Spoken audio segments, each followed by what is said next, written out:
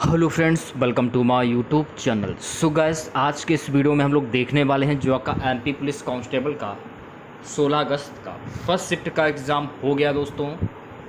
16 अगस्त first shift में पूछे गए सभी क्वेश्चंस इस वीडियो में डिस्कस करेंगे, तो इस वीडियो को पूरा ज़रूर देखिए। वीडियो अच्छा लगे तो प्लीज़ वीडियो को लाइक और शेयर ज़रूर करें, और जो भी हमारे नए बच्चे हैं, जिन बच्चों ने चैनल को सब्सक्राइब नहीं किया है तो प्लीज़ चैनल को सब्सक्राइब करके नोटिफिकेशन बेल ऑन करना ना भूलें। तो चलिए वीडियो को स्टार्ट करते हैं। देखिए, पहला क्वेश्चन पूछा गया था, दक्षिण गंगा के नाम से किस नदी को जाना जाता है? तो दक्षिण गंगा के नाम से गोदावरी नदी को जाना जाता है। दूसरी बात, दक्षिण भारत की गंगा किस नदी को कहा जाता है? तो आपको ध्यान में रखना है कि दक्षिण भारत की गंगा कावेरी नदी को कहा जाता है। गोदावरी नदी की अगर हम बात करें तो गोदावरी नदी दक्षिण गंगा यानी दक्षिण भारत की गंगा नदी के नाम से भी जाना जाता है। गोदावरी जो नदी है ना, यह दक्षिण भारत की सबसे बड़ी नदी है। यह भी फैक्ट आपको ध्यान में रखना है। गोदावरी नदी पश्चिम उत्तर महाराष्ट्र राज्य में बहती है, जो दक्कन प्रायद्वीपीय भारत के विस्तृत पठार के पार पूर्व की ओर बहती है। यह भी फैक्ट आपको ध्यान में रखना है। अगला क्वेश्चन गाइस पूछा गया था कि बिरजू महाराज का संबंध किस नृत्य से है? तो देखिए, बिरजू महाराज का संबंध कत्थक से है, तो कत्थक आपका करेक्ट आंसर हो जाएगा। देखिए, इनका पूरा नाम है पंडित ब्रजमोहन नाथ मिश्र। तो पंडित ब्रजमोहन नाथ मिश्र महाराज या बिरजू महाराज ये कत्थक नृत्य के रूप के स्वामी हैं। ये आपको ध्यान रखना है। यह लखनऊ के कालका बिंदादीन घराना संगीतकार के एक विशिष्ट संगीत शैली को साझा करने वाले समुदाय के प्रमुख प्रतिपादक हैं। यह भी आपको ध्यान रखना है। देखिए, बिरजू महाराज एक प्रसिद्ध कत्थक नृत्य परिवार में पैदा हुए थे। देश की सर्वोच्च नागरिक सम्मान पद्म विभूषण से उन्हें 1986 सहित प्रदर्शन कला में उनके योगदान के लिए उन्हें कई पुरस्कारों से सम्मानित किया गया है। तो ये सारे फैक्ट आपको ध्यान में रखने हैं। सो गाइस, अगला क्वेश्चन पूछा गया था, नर्मदा नदी का उद्गम कहाँ से होता है और कहाँ समाप्त होता है? देखिए, नर्मदा नदी का जो उद्गम है ना, ये अमरकंटक से मतलब प्रारंभ होता है, अमरकंटक से। समापन की बात करें तो इसका जो समापन है ना, खंपात की खाड़ी, अरब सागर। ये भी आपको ध्यान में रखना है। नर्मदा नदी मध्य प्रदेश के अनूपपुर जिले के अमरकंटक पठार में उत्पन्न होती है। फिर 1312 किलोमीटर से 815.2 मील पश्चिम की ओर बहकर यह भरूच से 30 किलोमीटर 18.6 मील पश्चिम में खंपात की खाड़ी में बह जाती है। तो ये भी आपको ध्यान में रखना है। अगला क्वेश्चन गाइस पूछा गया था, हिंदू और मुसलमान के लिए अलग निर्वाचक मंडल का प्रावधान किस अधिनियम के तहत किया गया था? हिंदू और मुसलमान के लिए अलग निर्वाचक मंडल का प्रावधान मार्ले मिंटो सुधार 1909 के तहत किया गया था। ये आपको ध्यान में रखना है। भारत में सांप्रदायिक निर्वाचन प्रणाली पहली बार 1909 में मिंटो मार्ले सुधारों द्वारा पेश की गई थी। तो ये फैक्ट आपको ध्यान में रखना है। दूसरी बात, 1909 के भारतीय परिषद अधिनियम को मार्ले मिंटो सुधार के रूप में भी जाना जाता है। तो ये भी आपको ध्यान रखना है। लॉर्ड मार्ले भारत के तत्कालीन राज्य सचिव थे और लॉर्ड मिंटो भारत के तत्कालीन वायसराय थे। तो ये भी फैक्ट आपको ध्यान में रखना है। लॉर्ड मिंटो को सांप्रदायिक मतदाताओं के पिता के रूप में भी जाना जाता है। तो ये सारे फैक्ट आपको ध्यान में रखने हैं। ठीक है, अगला क्वेश्चन देखिएगा। अगला क्वेश्चन पूछा गया था, प्रायद्वीप भारत की सबसे बड़ी नदी कौन सी है? तो प्रायद्वीप भारत की सबसे बड़ी नदी जो है वो है गोदावरी नदी। तो गोदावरी नदी आपका करेक्ट आंसर हो जाएगा। भारतीय प्रायद्वीप की सबसे बड़ी नदी गोदावरी है। इसकी लंबाई की अगर हम बात करें तो इसकी लंबाई है 1465 किलोमीटर।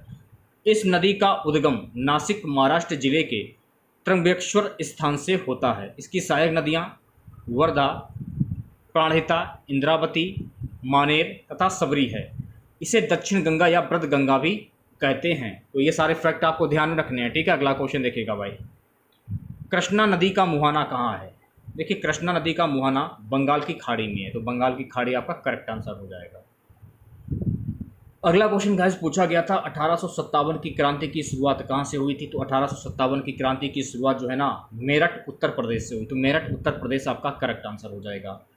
देखिए, ये 10 मई 1857 को मेरठ शहर में ब्रिटिश ईस्ट इंडिया कंपनी के सिपाहियों भारतीय सैनिकों के विद्रोह के रूप में शुरू हुआ और जल्द ही भारत के अन्य हिस्सों में फैल गया।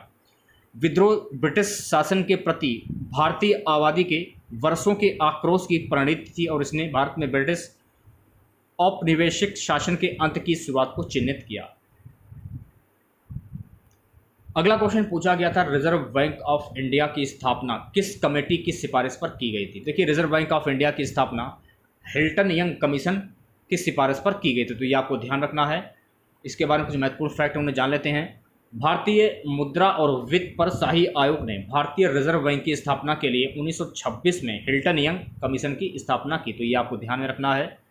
भारतीय रिजर्व बैंक की स्थापना भारतीय रिजर्व बैंक अधिनियम 1934 के बाद हुई थी। उसके बाद आरबीआई ने 1 अप्रैल 1935 से अपना परिचालन शुरू किया। अच्छा, आरबीआई का मुख्यालय कहाँ पर है, तो आरबीआई का मुख्यालय मुंबई में है। वर्तमान गवर्नर कौन है, तो आरबीआई के वर्तमान गवर्नर शक्तिकांता दास, तो ये फैक्ट आपको ध्यान में रखना है।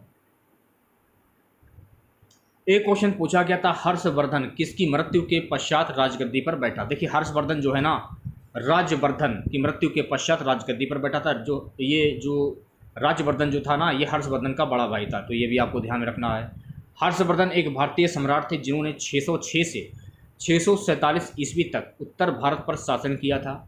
हर्ष ने कन्नौज और थानेश्वर को संयुक्त कर कन्नौज को इसकी राजधानी बनाया, तो ये भी आपको ध्यान रखना है। वह वर्धन वंश का शासक था, ये भी आपको ध्यान में रखना है।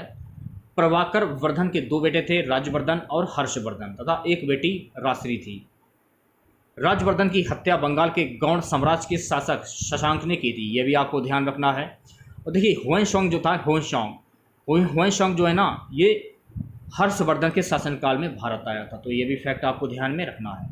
एक कोशिकीय जीव के नाम, देखिए एक कोशिकीय जीव हैं अमीबा, जीवाणु, पैरामीशियम और शैवाल। दाब का एशियाई मात्रक क्या होता है, देखिए दाब का एशियाई मात्रक होता है पास्कल। दाब का एशियाई मात्रक पास्कल है और इसे पी द्वारा निरूपित किया जाता है, यह भी आपको ध्यान रखना है। दाब को प्रति इकाई क्षेत्र बल के रूप में परिभाषित किया जाता है, तो दाब बराबर बल अपॉन क्षेत्र होता है, तो ये भी आपको ध्यान में रखना है। एक क्वेश्चन पूछा गया था, प्रथम स्वतंत्रता संग्राम कब हुआ था और कहाँ से उसकी शुरुआत हुई थी। देखिए प्रथम स्वतंत्रता संग्राम जो है ना, 10 मई मेरठ से इसकी शुरुआत हुई थी 1857 को। 10 मई 1857 को मेरठ शहर में ब्रिटिश ईस्ट इंडिया कंपनी के सिपाहियों भारतीय सैनिकों के विद्रोह के रूप में शुरू हुआ और जल्द ही भारत के अन्य हिस्सों में फैल गया। वाणिज्यिक बैंक किसे कहते हैं, ये क्वेश्चन ये पूछा गया था। तो देखिए उन बैंकों को कहते हैं जो जमा धन करने, व्यवसाय के लिए ऋण देने जैसी सेवाएं प्रदान करते हैं। इन्हें वाणिज्यिक बैंक या व्यावसायिक बैंक या व्यापारिक बैंक भी कहते हैं। या फिर आप इस तरीके से भी जा सकते हैं कि बैंक वह कोई भी संस्था है जो मुद्रा के लेन देन को सरल बनाती है। वाणिज्य बैंक, कॉमर्शियल बैंक उन बैंकों को कहते हैं जो धन जमा करने, व्यवसाय के लिए ऋण देने जैसी सेवाएं प्रदान करते हैं। इन्हें वाणिज्यिक बैंक या व्यावसायिक बैंक या व्यापारिक बैंक भी कहते हैं। तो आप इस शब्दों में भी समझ सकते हैं। ठीक है, अगला क्वेश्चन देखिए पूछा गया था कि दूध के उत्पादन को किसने प्रचलित किया था। देखिए दूध के उत्पादन को डॉक्टर वर्गीज कुरियन ने प्रचलित किया था। दूसरी बात, ऑपरेशन फ्लड डेयरी क्षेत्र के प्रदर्शन को बढ़ाने के लिए ये एक मिशन था।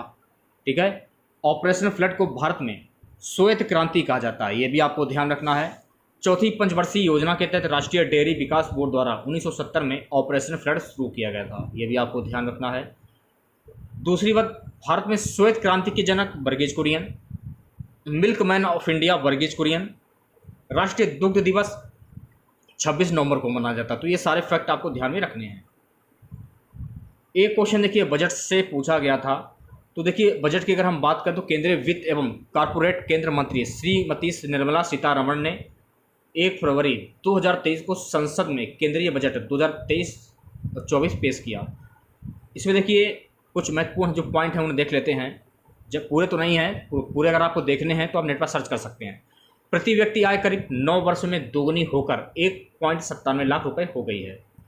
भारतीय अर्थव्यवस्था का आकार बढ़ा है और यह पिछले 9 साल में विश्व की 10वीं सबसे बड़ी अर्थव्यवस्था से 5वीं सबसे बड़ी अर्थव्यवस्था बन गई है, यह भी आपको ध्यान में रखना है। कर्मचारी भविष्य निधि संगठन में सदस्यों की संख्या 2 गुनी से अधिक होकर 27 करोड़ तक पहुंच गई है, यह भी आपको ध्यान रखना है। वर्ष 2022 में यूपीआई के माध्यम से 126 लाख करोड़ रुपए के 7,400 करोड़ डिजिटल भुगतान किए गए हैं। स्वच्छ भारत मिशन के अंतर्गत 11.7 करोड़ घरों में शौचालय बनाए गए हैं। देखिए अगला क्वेश्चन पूछा गया था, किस प्रकार के जल में विद्युत धारा प्रवाहित नहीं होती है। शुद्ध जल में विद्युत धारा प्रवाहित नहीं होती है। शुद्ध जल जिसे अशुद्ध जल के रूप में भी जाना जाता है। दूसरी ओर एक संयोजक यौगिक है और इनमें कोई आयन नहीं होते हैं। चूँकि शुद्ध जल में कोई आयन नहीं होता है, ये विद्युत धारा का संचालन या प्रवाह नहीं कर सकता है। एक क्वेश्चन देखिए, भीम पे से पूछा गया था, तो इसके बारे में जान लेते हैं। भीम यूपीआई एक यूपीआई एड्रेस होता है। यह एड्रेस भीम ऐप के द्वारा ऑटोमेटिकली बनाया जाता है और हम भीम ऐप के अंदर अपना अकाउंट बनाकर अपने बैंक अकाउंट को भीम ऐप की मदद से कनेक्ट करते हैं। तब एक यूपीआई आईडी बनाना पड़ता है, जिसकी मदद से हम पैसों का लेन देन कर सके। इसी को हम भीम यूपीआई कहते हैं। तो इसके बारे में जान लीजिए आप लोग, ठीक है।